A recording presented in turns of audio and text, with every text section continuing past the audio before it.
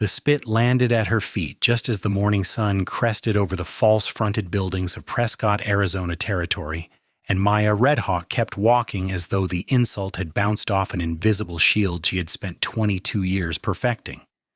It was 1878, and the silver mines brought all kinds to this rough town perched in the high desert, but none of them seemed to appreciate that her Yavapai blood ran as deep in this land as the copper veins they carved from the mountains. She clutched the basket of herbs tighter against her chest, the smell of sage and yarrow mixing with the dust that seemed permanently suspended in the air. Her mother had taught her the old ways before fever took her 5 winters ago, and now Maya sold remedies to the few townspeople willing to overlook her heritage for relief from their ailments. Most days she felt invisible, except when someone wanted to remind her she existed only to be despised. "Half-breed trash," someone muttered from the boardwalk, and Maya forced herself to keep her chin level, her dark eyes focused on the path ahead. Her father, a Mexican rancher who had loved her mother until his dying day, had left her his small cabin 3 miles outside town and little else. She survived in the spaces between worlds, belonging fully to neither, accepted by few. The general store loomed ahead, and Maya steeled herself for another interaction with Mr. Hutchins, who always made her wait until every white customer had been served, no matter how long she had been standing there first. But as she approached, a tall figure stepped out of the doorway, and she nearly collided with broad shoulders covered in a worn denim shirt. "Pardon me, miss," the man said, his voice carrying a smooth Texas drawl that made the words sound like an apology and a greeting all at once. He reached out to steady her elbow, and Maya found herself looking up into a face that was all strong angles and sun-weathered skin, with eyes the color of creek water reflecting sky. She pulled her arm back quickly, expecting the usual reaction once he got a good look at her features, the ones that marked her as different. But the cowboy just smiled, a genuine expression that crinkled the corners of those startling eyes. "You all right?" "I was not watching where I was going," he said, and Maya noticed he held a bag of supplies in one hand and his hat in the other, dusty blonde hair falling across his forehead. "I am fine," she said quietly, moving to step around him. "Wait," he said, not reaching for her again, but his voice carrying enough curiosity to make her pause. "You are the herb woman, are you not? The one who makes the remedies?" Maya turned back slowly, searching his face for mockery but finding only earnest interest. "I am Maya Redhawk. I make medicines, yes." "Colt Brennan," he said, extending his hand. When she hesitated, he kept it there, patient, until she briefly touched her fingers to his palm. His handshake was gentle but firm, treating her with a courtesy she had almost forgotten existed. "I have been working at the Triple Bar Ranch north of here for about 2 months now. The foreman told me if I ever got that cough that has been going around, I should seek you out." "You are sick?" Maya asked, professional instinct overriding her wariness. "No, ma'am, but I wanted to know where to find you in case I needed to." He paused, seeming to choose his words carefully. "Also, I heard you speak Yavapai. Is that true?" The question was so unexpected that Maya felt her guard falter. "Why would you want to know that?" Colt shifted his weight, looking almost bashful. "I've always been interested in learning different ways of communicating. Back in Texas, I picked up some Spanish from the vaqueros, and a little bit of Comanche from a man who used to trade with our ranch. There is something about understanding how other people see the world through their words that fascinates me." He met her eyes directly.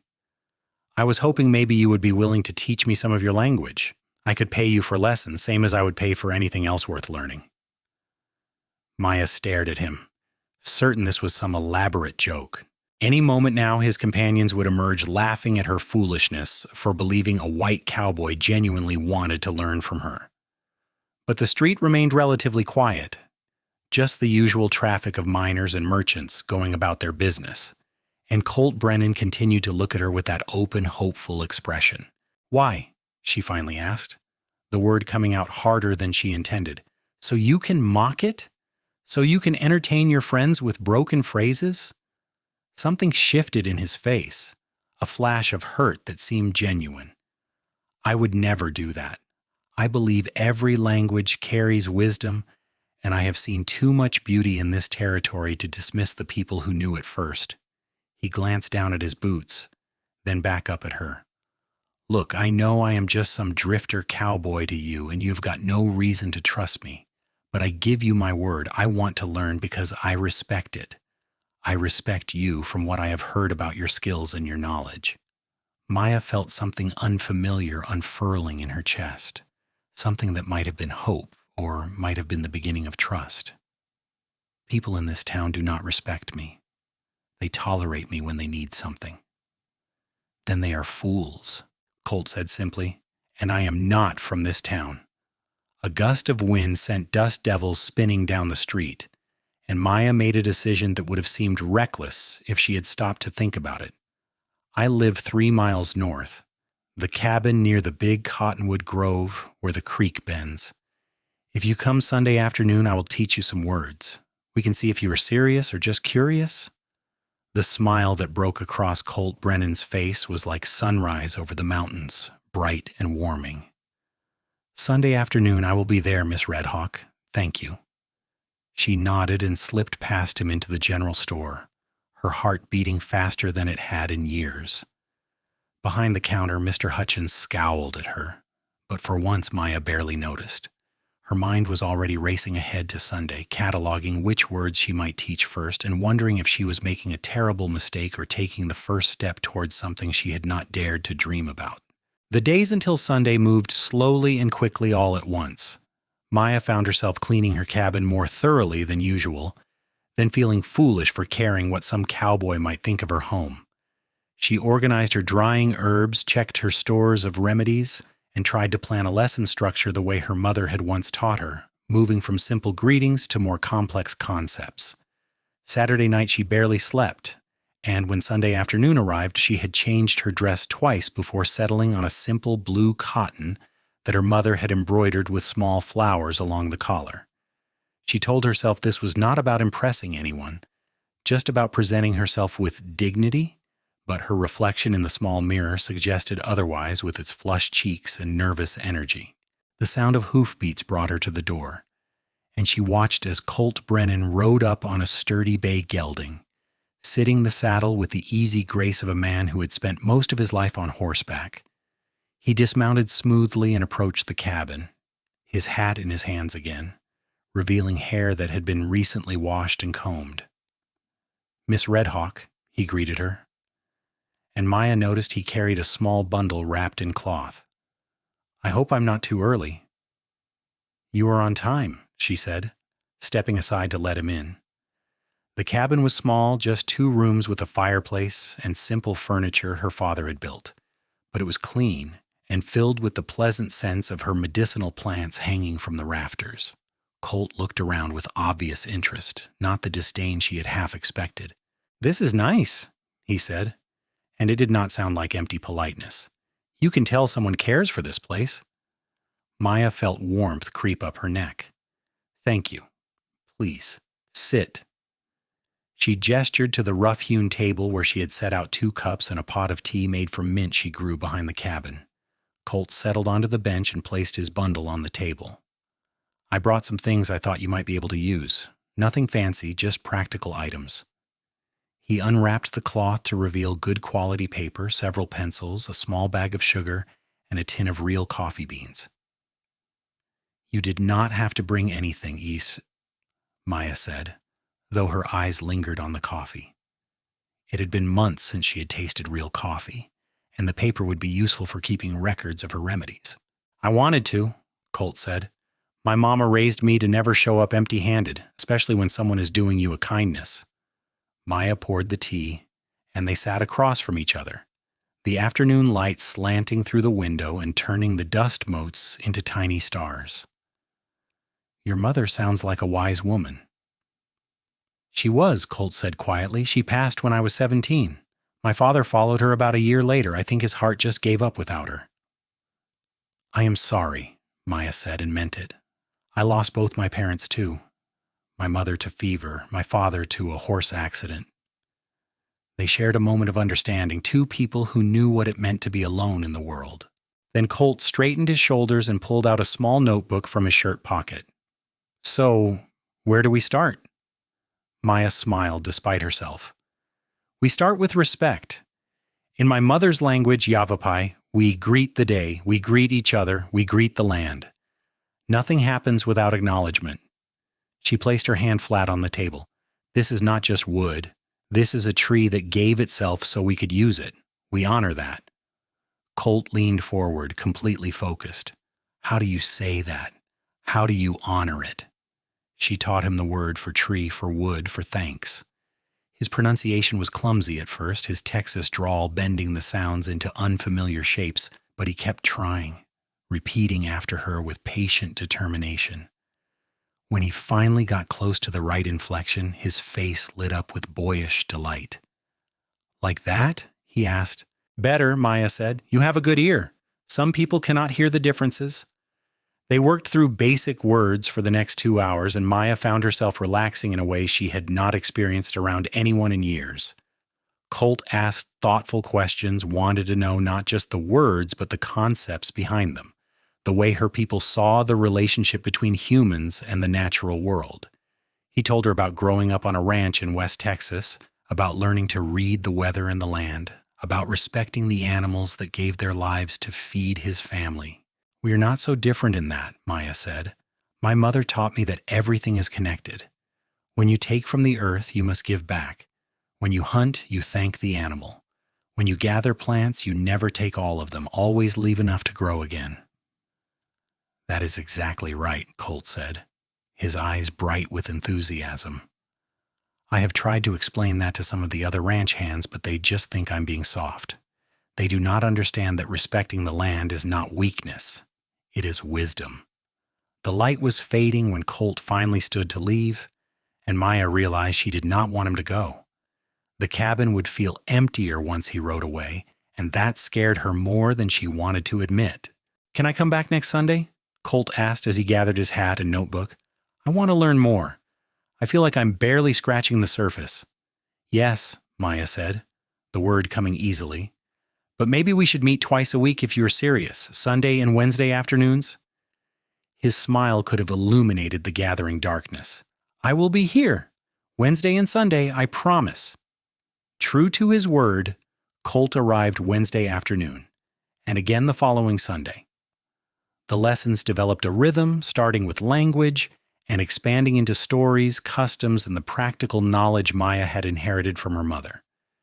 She taught him about the plants that grew in the high desert, which ones healed and which ones harmed, how to read the sky for weather changes, and where to find water even in the driest season. In return, Colt shared his own knowledge, the things he had learned in his 25 years of living close to the land. He taught her about horse behavior, about reading cattle trails, about the stars that guided travelers across open country. They discovered they were both naturally curious, both hungry for understanding, both lonely in ways they had not fully acknowledged until they found someone who understood. The third week, Maya was showing Colt how to identify different types of sage when his hand brushed against hers as they both reached for the same plant. The contact sent a jolt through her that had nothing to do with static and everything to do with the way he looked at her, really looked at her, seeing Maya the person rather than Maya the half-breed. "Sorry," he said softly, not pulling his hand away immediately. "It is all right," Maya whispered, and in that moment she knew everything had shifted between them. The next Sunday, Colt brought wildflowers he had picked on the ride over, a bouquet of lupines and Indian paintbrush that made Maya's throat tight with emotion. No one had ever brought her flowers before. "These are beautiful," she said, burying her face in the blooms to hide the tears threatening to spill. "Not as beautiful as you," Colt said quietly. And when Maya looked up, she saw in his face what she had been afraid to hope for, what she had been feeling herself but had not dared to name. "Colt," she began, but he shook his head gently. "I know what you are going to say. You are going to tell me this is complicated, that the town will talk, that I should find a nice white girl who fits into the world I'm supposed to want." He stepped closer, his voice low and intense. "But I do not care about any of that, Maya. These past few weeks, getting to know you, learning from you, I have felt more alive and more myself than I have in years. You are brilliant and kind and strong, and when I am with you, everything makes sense in a way it never has before." Maya's hands trembled as she set the flowers down on the table. "People will make your life difficult. They already barely tolerate me. If you are seen with me, if they think there is something between us, they will turn on you too." "Let them," Colt said fiercely. "I have dealt with small-minded people my whole life, and I'm tired of pretending their opinions matter more than my own heart." He reached out slowly, giving her time to pull away, and when she did not, he cupped her face in his calloused hands. "I am falling in love with you, Maya Redhawk. Maybe I started falling the moment you agreed to teach me.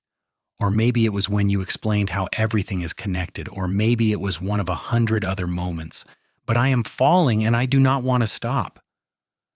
"I am falling too," Maya admitted, her voice breaking. "I am terrified, but I am falling." When Colt kissed her, gentle and reverent, Maya felt like she was coming home to a place she had never been before. His lips were soft against hers, tasting of coffee and hope. And when they finally broke apart, both breathing hard, the world had rearranged itself into something new and fragile and precious. "We will figure this out," Colt promised, his forehead resting against hers, together. But Maya knew, even in her happiness, that the world would not make it easy. She was right. The trouble started the following week when Colt made the mistake of greeting her warmly in front of the general store. They had been careful, meeting only at her cabin, but he had ridden into town for supplies and spotted her leaving the doctor's office where she sometimes sold her remedies. His face had lit up at the sight of her, and he had tipped his hat with obvious affection before remembering where they were. The damage was done in that instant. Mrs. Patterson, the banker's wife, and the town's most dedicated gossip, had witnessed the exchange, and by evening the rumors were spreading like wildfire through Prescott's saloons and parlors. The half-breed and the cowboy, the savage teaching the white man her heathen ways, the unnatural relationship that proved Maya Redhawk was just as dangerous as everyone suspected. Maya heard about it when she came to town the next day and found several of her regular customers suddenly unwilling to purchase her remedies. "Mister?" Hutchins informed her curtly that he would no longer accept her business at the general store. A group of miners made lewd suggestions as she passed, implying that if she was willing to spread her legs for one white man, she should be available to all of them. She made it back to her cabin before the tears came, angry and hurt and scared. She had known this would happen, had tried to protect both herself and Colt from exactly this situation, but knowing did not make it hurt any less. She was washing her face in the basin trying to compose herself when she heard a horse approaching at a gallop. Colt burst through the door moments later, his face flushed with anger and his eyes wild. "Maya, I am so sorry. I heard what happened in town, the things people are saying. This is my fault. I should have been more careful." "It is not your fault," Maya said wearily. "This is what people like me face every day. I just hoped I could protect you from it a little longer." Colt crossed the room and pulled her into his arms, holding her so tight she could feel his heart hammering against her cheek. "I do not need protecting, but you should not have to face this alone anymore." He pulled back to look at her, his jaw set with determination. "Marry me, Maya." She stared at him, certain she had misheard. "What?" "Marry me," he repeated. "I know it is fast. I know we have only known each other a few weeks, but I'm sure about this. I am sure about you. If we are married, legally bound, it makes it harder for them to run you out of town or hurt you. I can protect you better as your husband than as some cowboy who visits you for lessons." "Colt, you cannot marry me to protect me," Maya said, even as her heart ached at the offer. "Marriage should be about love, not just defiance of small-minded people." "It is about love," Colt insisted. "I told you I was falling, Maya. But the truth is, I have already fallen. I love you. I love your strength, your wisdom, your kindness, the way you see the world, and the way you have taught me to see it too. I want to build a life with you, a real life, not stolen afternoons where we have to hide what we mean to each other. He took her hands in his. I know I'm asking a lot. I know being married to me will not make the prejudice disappear. But at least you will have someone standing beside you, someone who has legal rights to defend you, someone who will never let you face the world's ugliness alone again. Maya searched his face, looking for any hint of doubt or noble sacrifice, but all she saw was love, fierce and genuine and unwavering. I love you too, she whispered. I think I have loved you since you asked to learn my language, since you treated me like a person worth knowing. But Colt, if we do this, there is no going back. Your life will change forever. Good, Colt said firmly. I want it to change. I want it to change into a life with you. He smiled suddenly, that sunrise smile that made her heart skip. Besides, you have not heard my whole plan yet. There is a plan? Always have a plan, my father used to say. Colt led her to the table, and they sat down, still holding hands. I have been saving my wages from the triple bar, and I have got enough to buy some land. Not much, maybe 40 acres, but enough to start our own small ranch. We would be far enough from town that people could not harass you every day, but close enough that you could still sell your remedies to the people who have sense enough to want them. I am good with horses, and you know cattle from your father. We could build something together, something that is ours.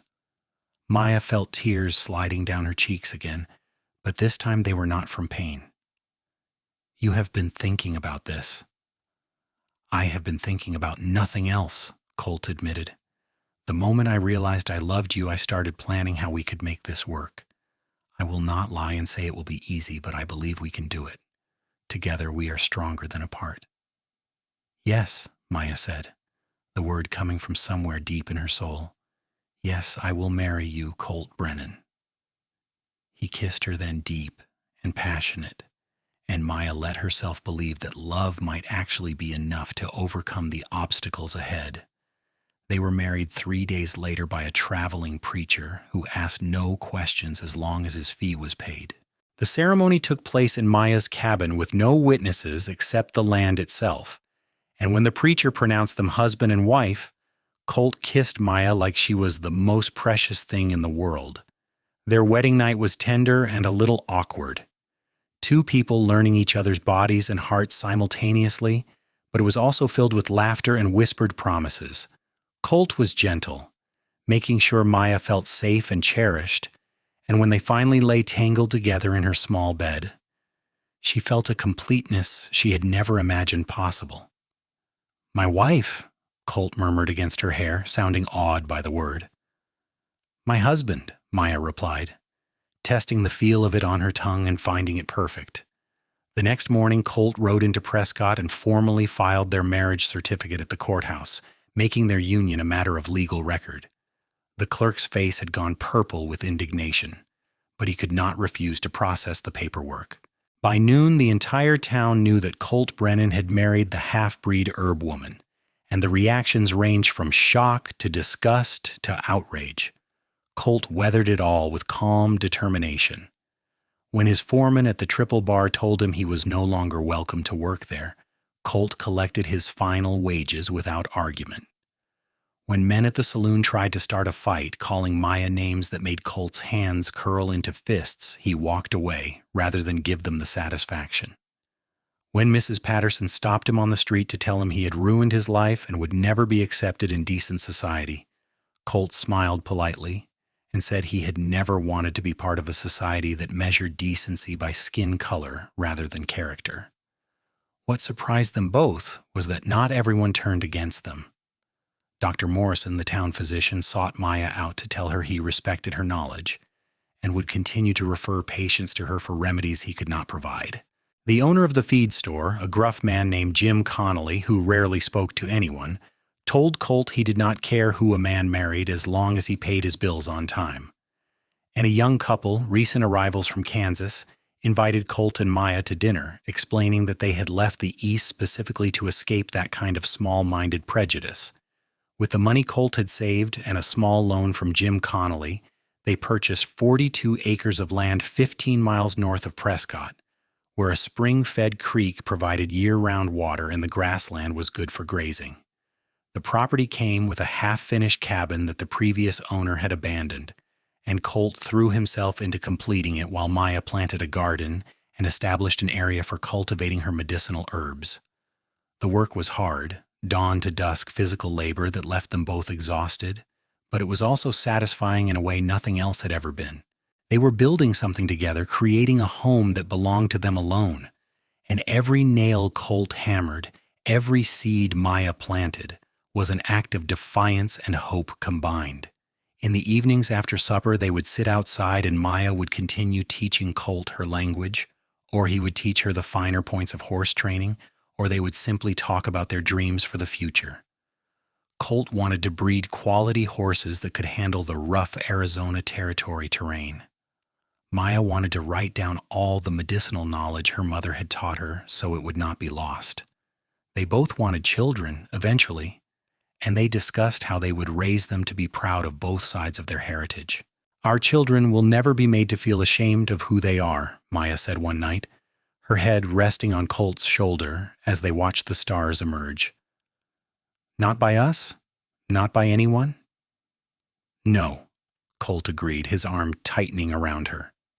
"They will know they come from strength on both sides, your mother's wisdom and my father's stubbornness." Maya laughed. "Is that what you're calling it, stubbornness?"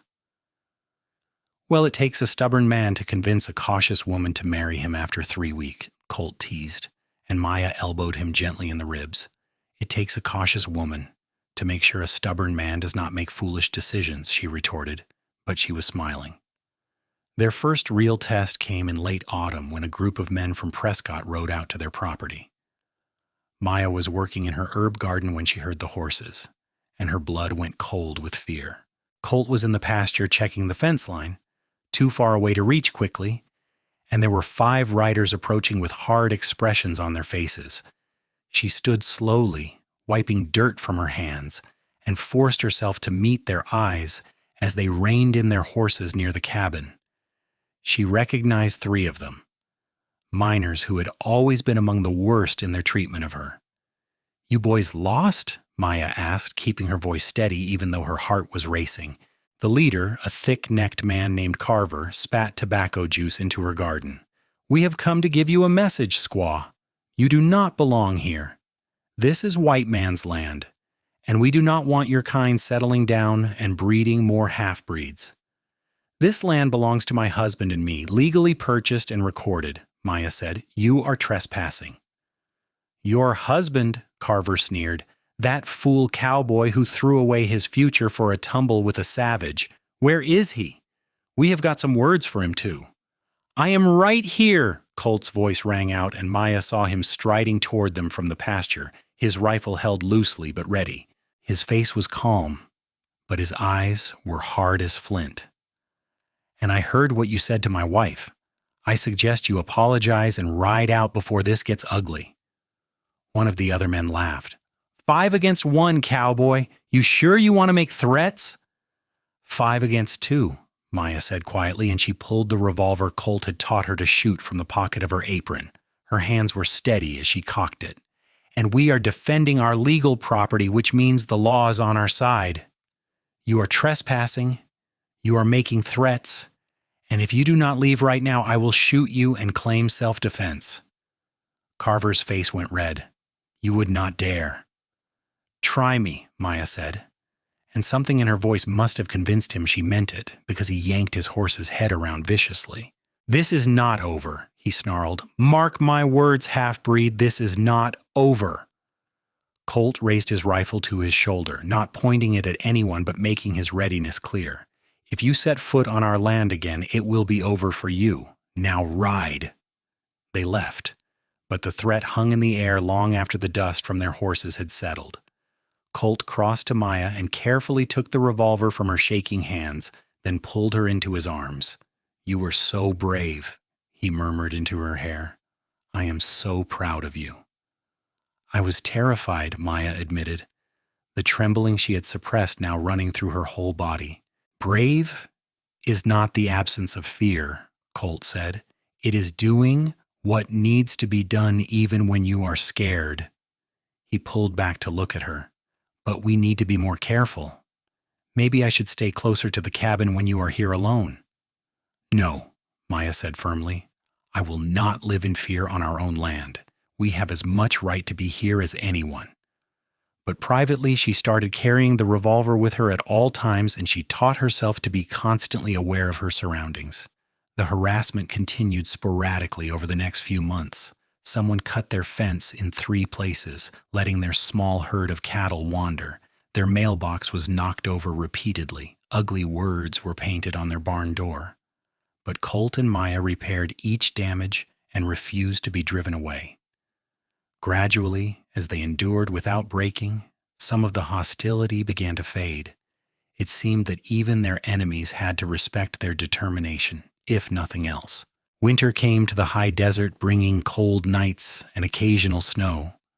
Maya and Colt spent the long evenings close to the fireplace, and it was during this time that Maya began to suspect she was pregnant.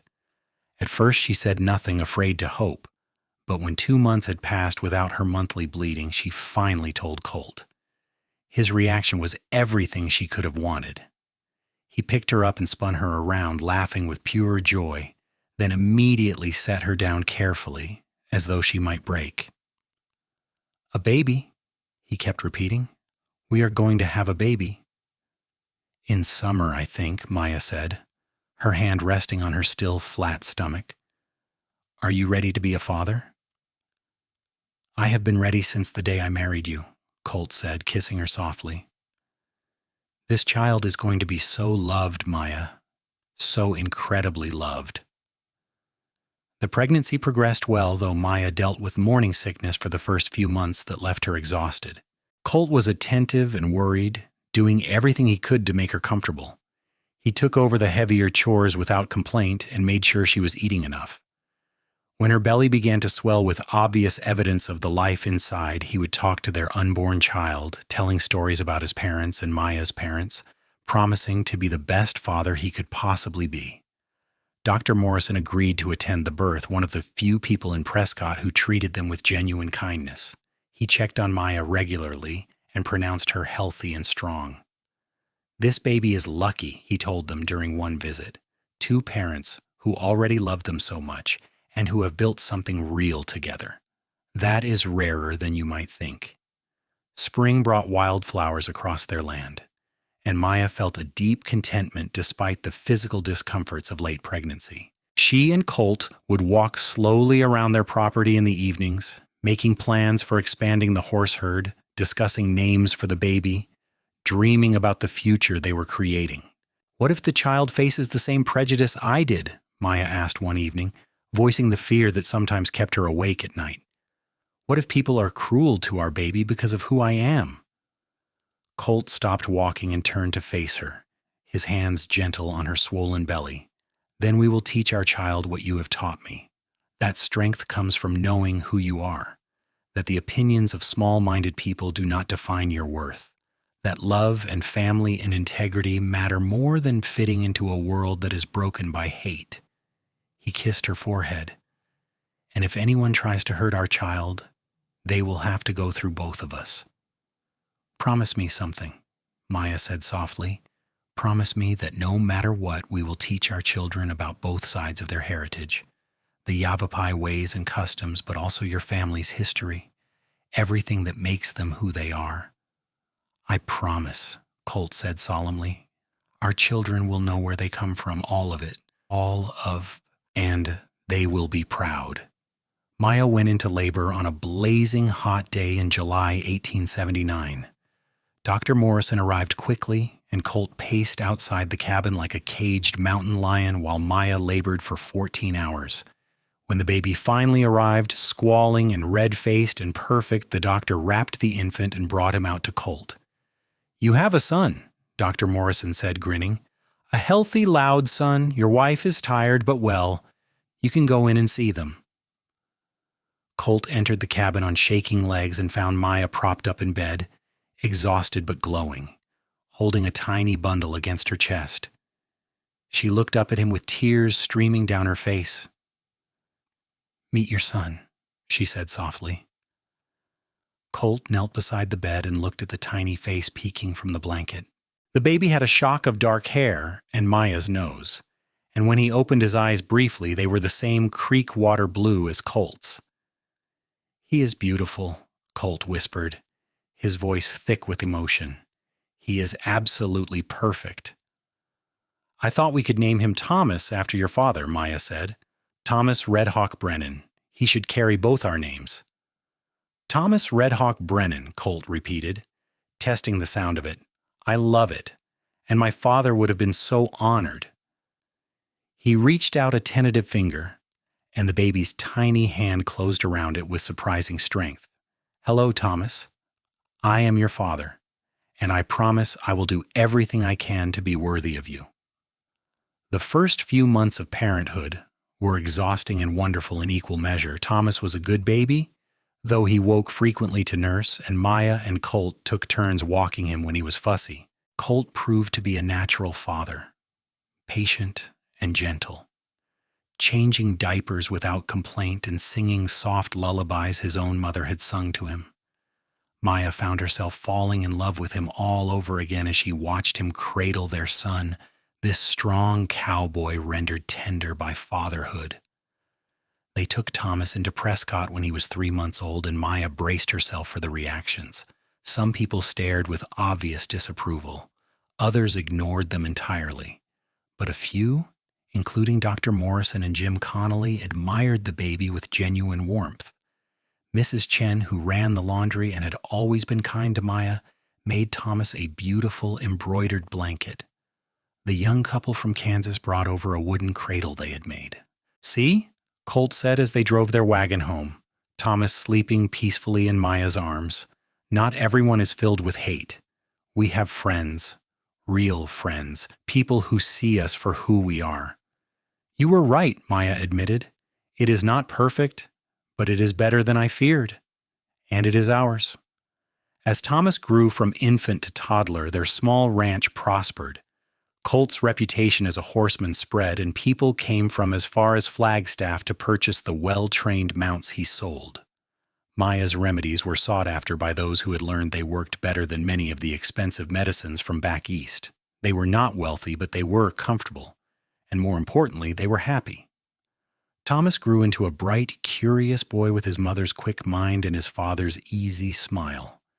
Maya taught him Yavapai from birth, singing him the same songs her mother had sung to her, telling him stories about his grandmother's people and their connection to the land. Colt taught him to ride before he could barely walk and to treat all living things with respect. The boy was being raised exactly as they had promised, proud of both halves of his heritage.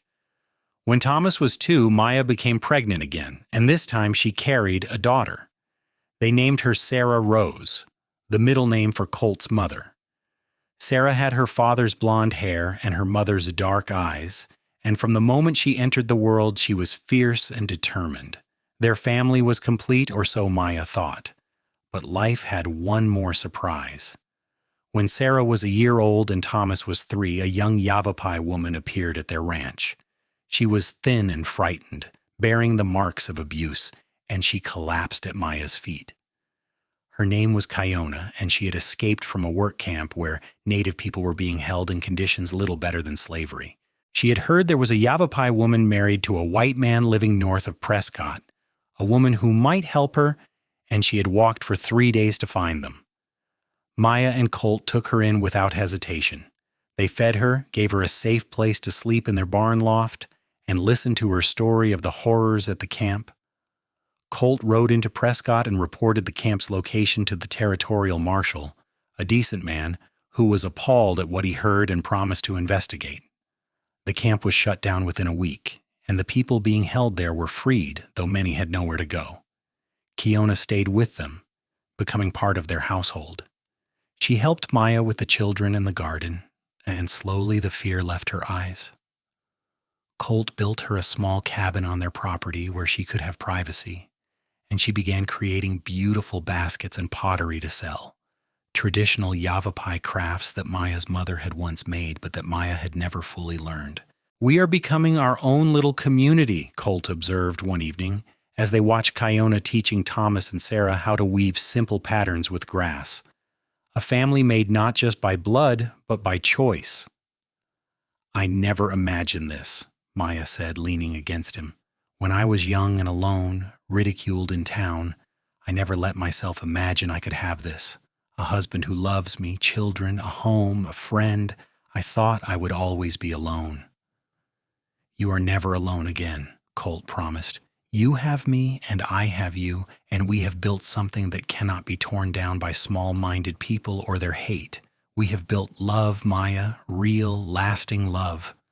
3 years later, when Thomas was 6 and Sarah was 4, tragedy struck the town of Prescott in the form of a scarlet fever outbreak. Dr. Morrison was overwhelmed with patients, and he sent word asking if Maya could help. Despite the risks, she went, bringing her remedies and her knowledge, working alongside the doctor for weeks as the fever raged through the community. Many people who had once scorned her now welcomed her into their homes, desperate to save their children. Maya did not judge or refuse anyone. She treated rich and poor, those who had been kind, and those who had been cruel, because that was what a healer did. She saved many lives, though not all, and when the outbreak finally subsided, something fundamental had shifted in how the town viewed her. The woman who had once been ridiculed as a half-breed was now spoken of with respect.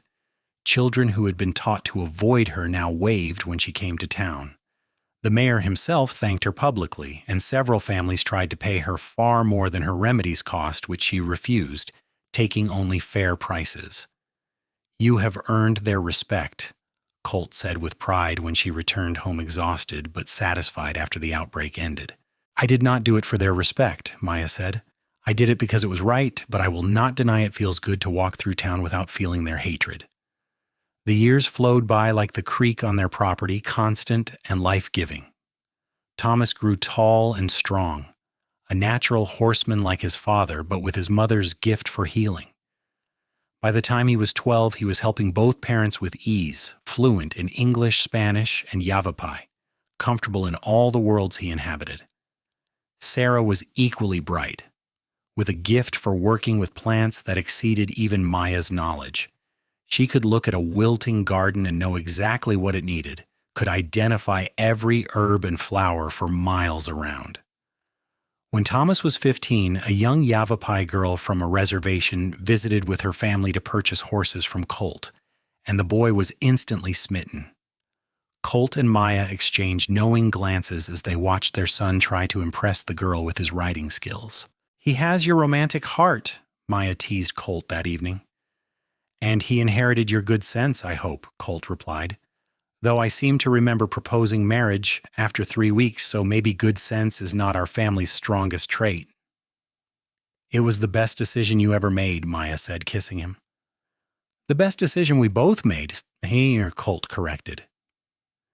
Sarah, ever practical, rolled her eyes at her parents' display of affection, but she was smiling. At 13, she was already becoming a beauty, and Maya sometimes worried about how she would navigate a world that could be cruel to young women, especially those with mixed heritage. But Sarah had a fierce spirit and parents who had taught her to be proud of who she was, and Maya had faith she would find her way.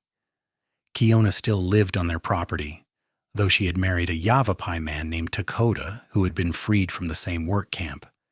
They had built a life together and had 2 young children of their own.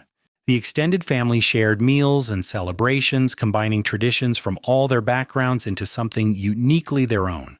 On warm summer evenings, they would all gather outside, and Colt would play the harmonica while Maya and Kiona sang traditional songs.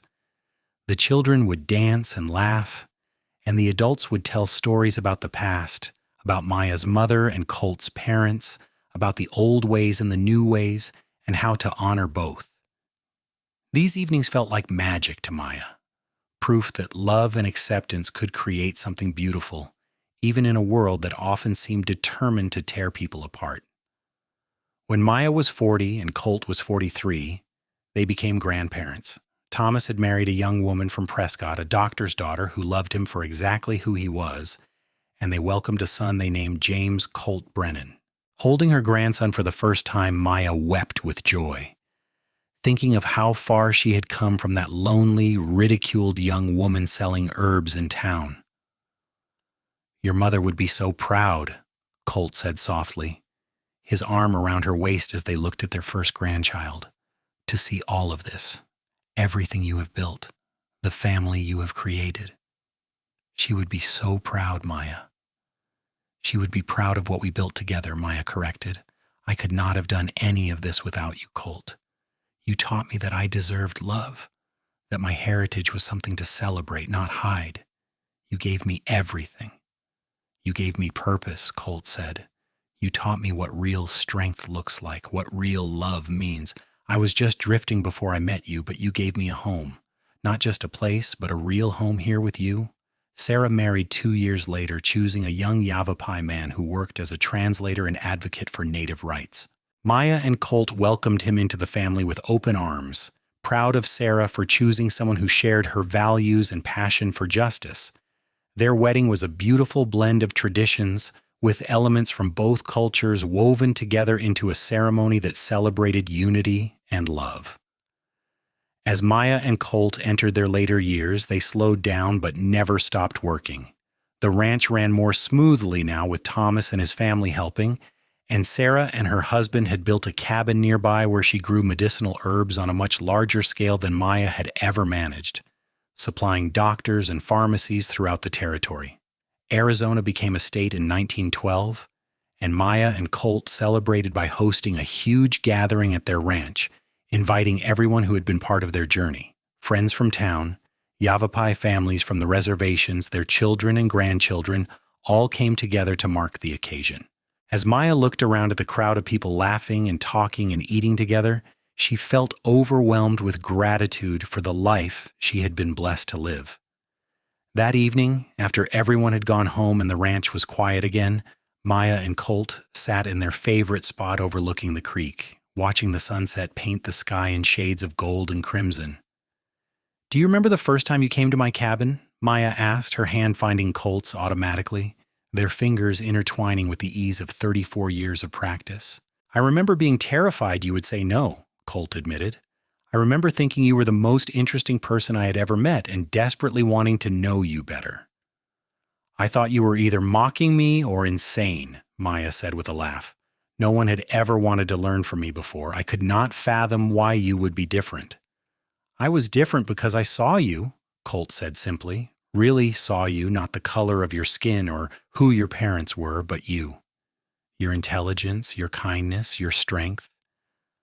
How could I not fall in love with you?" "We have had a good life," Maya said softly. "Better than I ever dreamed possible." "The best life," Colt agreed. "And it is not over yet. We have got grandchildren to spoil and gardens to tend and horses to train. We have got years left, Maya, and I intend to spend every single one of them loving you." They sat in comfortable silence as the stars began to emerge, the same stars that had witnessed their first kiss. Their wedding, the births of their children, every triumph and struggle of their shared journey. Maya rested her head on Colt's shoulder, feeling his steady heartbeat, and thought about how one act of kindness, one cowboy asking to learn her language, had transformed her entire world. She had been ridiculed for her native blood, made to feel less than unwanted and visible. But Colt had seen her, truly seen her, and had wanted to understand not just her language, but her heart. He had loved her when she thought herself unlovable, had stood beside her when the world tried to tear them apart, had built a life with her that honored both of their backgrounds and created something beautiful and new. Their children were proud of their heritage, both sides of it. Their grandchildren were growing up in a world that was slowly, painfully becoming more accepting. The ranch they had built together was thriving, a place of beauty and productivity that would outlast them both.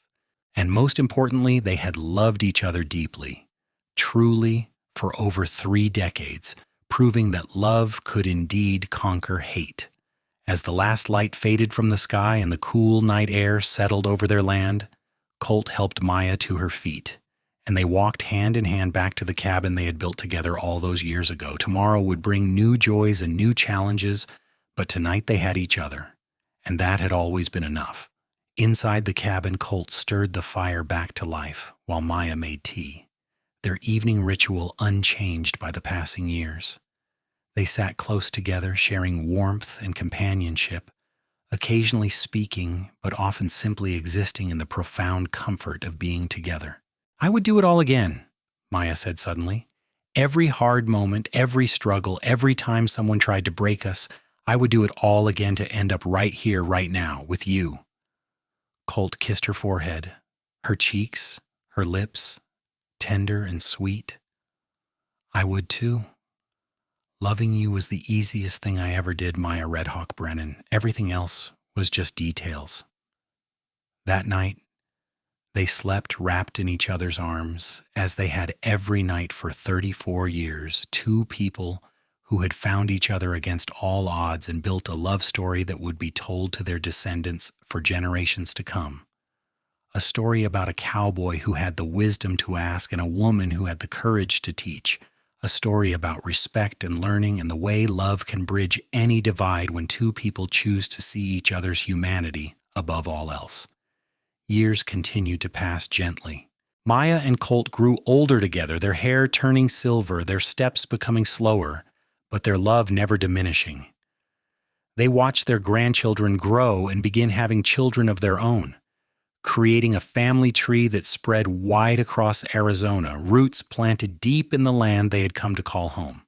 When Maya was 65, she finally completed the project she had dreamed of decades earlier, a comprehensive book documenting all the medicinal knowledge her mother had taught her, combined with things she had learned over her own lifetime of healing. Sarah helped her organize and illustrate it, and Thomas paid to have it properly printed. Copies were distributed to doctors and healers throughout Arizona and beyond, preserving Yavapai healing wisdom for future generations. Colt was there for the book's completion, his eyes wet with proud tears as he held the first printed copy. "Your mother would be so proud," he said for the 100th time, and it still made Maya's heart swell to hear it.